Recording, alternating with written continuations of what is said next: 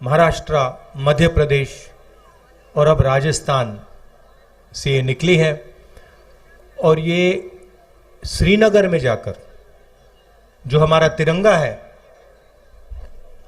इसको हम श्रीनगर में जाकर लहराएंगे।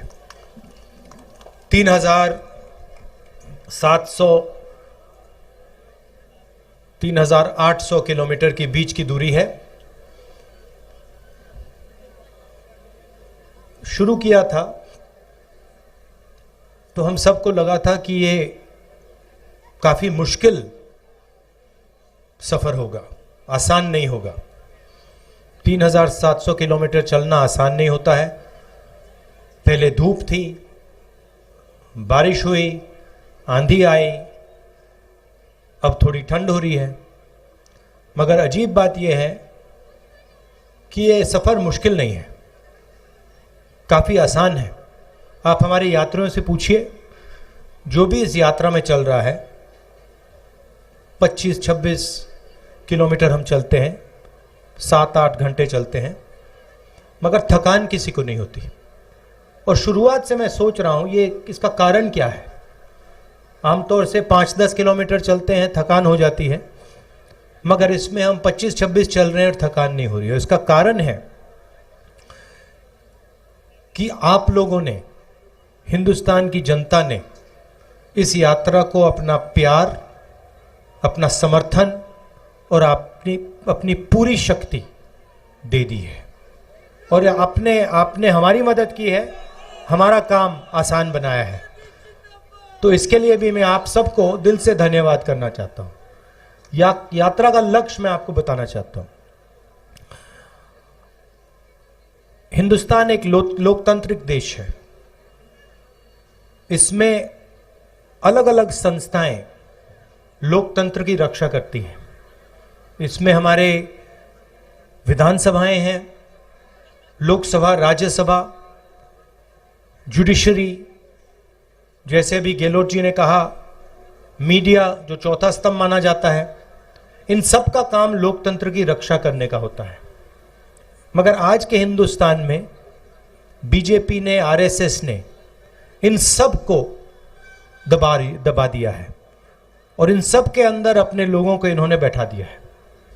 पार्लियामेंट में हम भाषण करना चाहें, चाहे वो नोटबंदी के बारे में हो, चाहे वो जीएसटी के बारे में हो, किसान बिल के बारे में हो, चाइना जिसने हमारी जमीन ले ली उसके बारे में हो, हमारा माइक ऑफ कर दिया जाता है, हमें बोलने नहीं देते।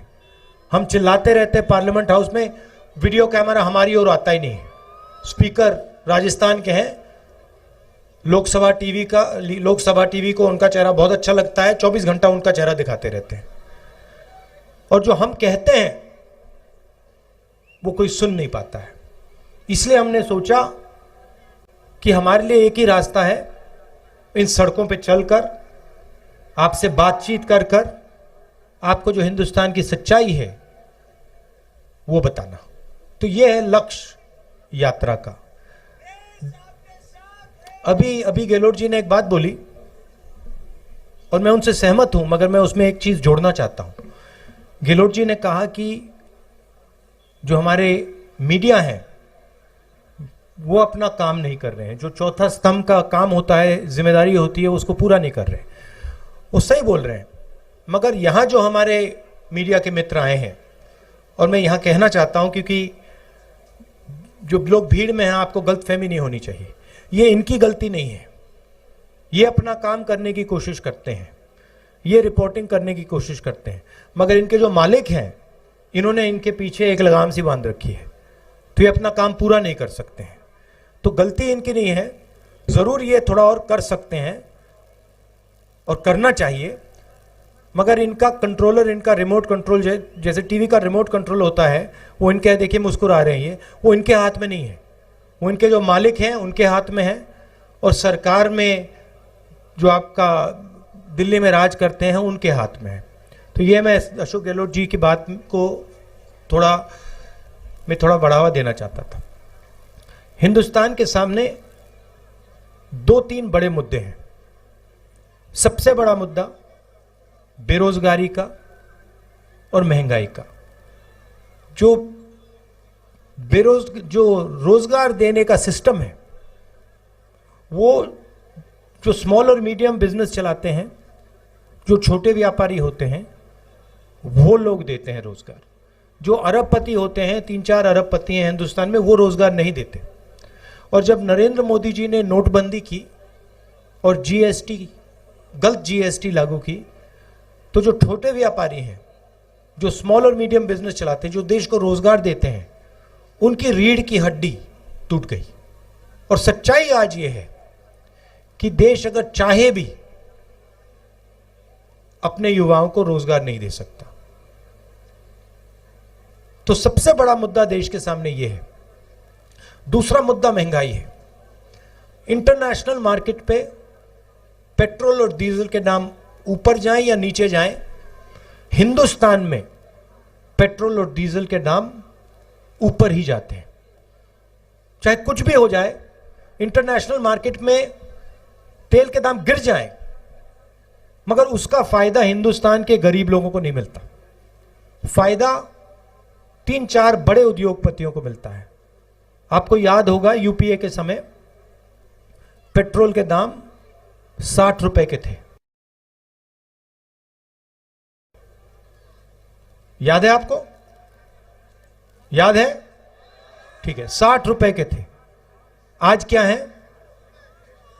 आज 107 रुपए। तो आपको यह सवाल पूछना है कि ये जो पैसा है जो आपके जेब में से निकल रहा है, ये कहां जा रहा है? ये किसकी जेब में जा रहा है? ये देखिए भैया, देखिए, आपको ये सब व्यापारियों की जेब में नहीं जा रहा, क्योंकि जीएसटी नोटबंदी ने व्यापारियों के जेब में से पैसा निकाला। ये चुने हुए 2, 3, 5 लगा लो, ये 4-5 उद्योगपति हैं हिंदुस्तान में। इनको सब एयरपोर्ट मिलते हैं, रेलवेज इनको मिलेगी, प्राइवेट ये बीएचईएल, एचएल, ये सब जो सरकारी कंपनियां हैं एक एक करके इनको मिलेंगी। इंफ्रास्ट्रक्चर का काम ये करते हैं, अनाज का स्टोरेज का काम ये करते हैं, बिजली का पावर जनरेशन का काम ये करते हैं। तो सारा का सारा फायदा इन्हीं 4-5 लोगों को जाता है। आजकल प्रधानमंत्री जी सेना की बात करते हैं। जो भी कॉन्ट्रैक्ट्स, हथियार के कॉन्ट्रैक्ट्स हैं, वो सारे के सारे इन्हीं 4-5 लोगों को जाते हैं। तो पूरा का पूरा फायदा 4-5 लोगों को हो रहा है। वो लाखों करोड़ रुपए कर्जा ले सकते हैं, उनका 1 सेकंड में कर्जा माफ हो जाता है। और अगर हमारा किसान 50,000 रुपए का कर्जा माफ करना चाहे, 1 लाख रुपए का कर्जा माफ करना चाहे, तो ये लोग उसका कर्जा नहीं माफ कर सकते। हमने आपसे वायदा किया था, आपको याद होगा, कि किसानों का कर्जा माफ होगा। याद है आपको? किया ना? तो जो हम कहते हैं हम करके दिखा देते हैं। हमने कहा था किसानों का कर्जा माफ होगा। 22 लाख किसानों का कर्जा माफ किया। आज हम चाय पी रहे थे सुबह, किसान के घर में हमने चाय पी। किसान आया, मुझसे गले लगा और मुझसे कहा कि राहुल जी, आपने हमारा कर्जा माफ किया, आपने हमारी जिंदगी बदल दी, इसलिए मैं आपको दिल से धन्यवाद करता हूं। और ऐसे 22 लाख लोग हैं, 22 लाख लोग हैं। 8 लाख किसान हैं राजस्थान में जिनको बिजली का बिल देना नहीं पड़ता, 1 रुपया नहीं देना पड़ता।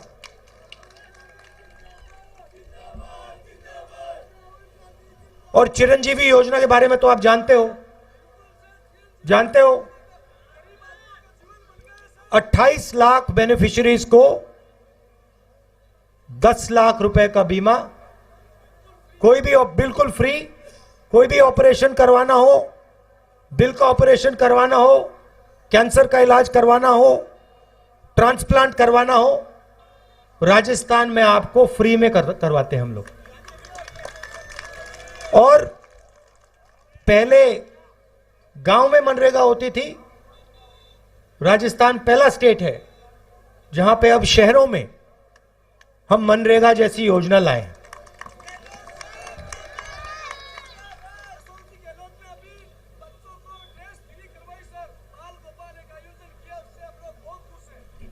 ठीक है, मगर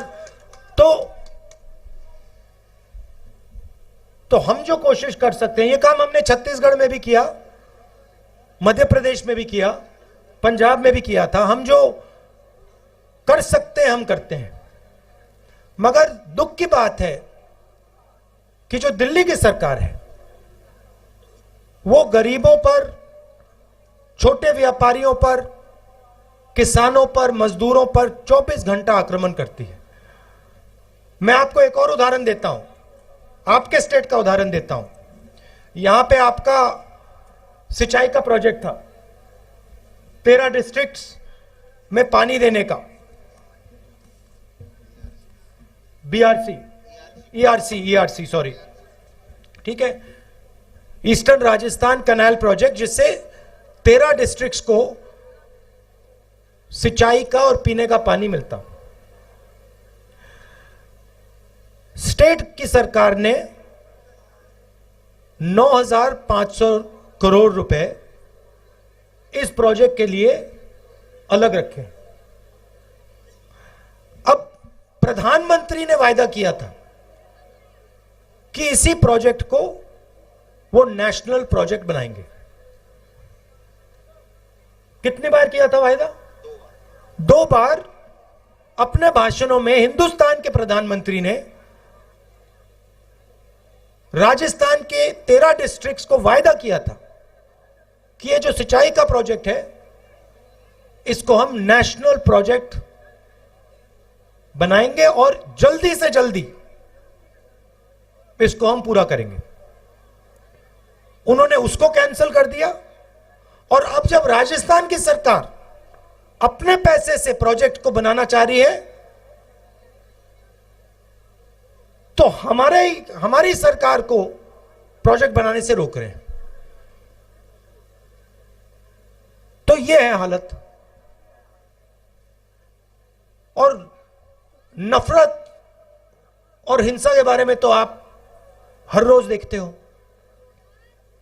देश को बांटने का काम करते हैं, भाई को भाई से लड़ाने का काम करते हैं, नफरत फैलाते हैं। तो ये 3 लक्ष्य हैं यात्रा के। नफरत और हिंसा के खिलाफ खड़ा होना, बेरोजगारी, महंगाई के खिलाफ खड़ा होना, और जो हमारे गरीब लोग हैं, किसान हैं, मजदूर हैं, छोटे दुकानदार हैं, बेरोजगार युवा हैं, उनकी बात सुनना और समझना। देखिए, अभी मैंने 10 मिनट भाषण दिया है। गहलोत जी ने 5-7 मिनट बोला, सचिन ने 5-7 मिनट बोला। सुबह 6 बजे से हम पैदल चल रहे हैं, घंटों चले हैं हम बोलते नहीं हैं,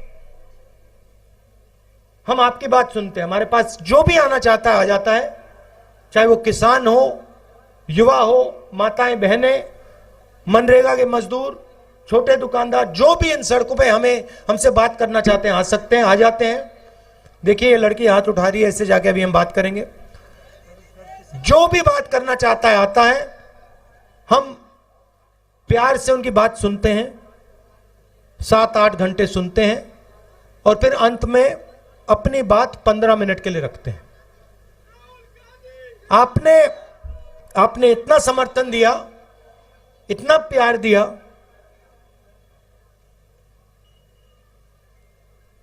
मैं आपको मतलब बता ही नहीं सकता हूं। और सिर्फ राजस्थान में नहीं, हर स्टेट में मैं आपको बता नहीं सकता कितने लोगों ने हमारी मदद की, कितने लोगों ने पानी दिया, कितने लोगों ने चाय पिलाई, कितने लोगों ने, जो हमारे लोग गिरे, किसी को चोट लगी, कितने लोगों ने मदद की, पट्टी बांधी, अस्पताल तक ले गए। तो पूरे हिंदुस्तान ने इस यात्रा की मदद की है, प्यार दिया है। तो इसके लिए मैं आपको दिल से धन्यवाद करना चाहता हूं, और आपका एक बार फिर, रात के समय आप आए, एक बार फिर आपको इसके लिए भी धन्यवाद करना चाहता हूं। नमस्कार, जय हिंद।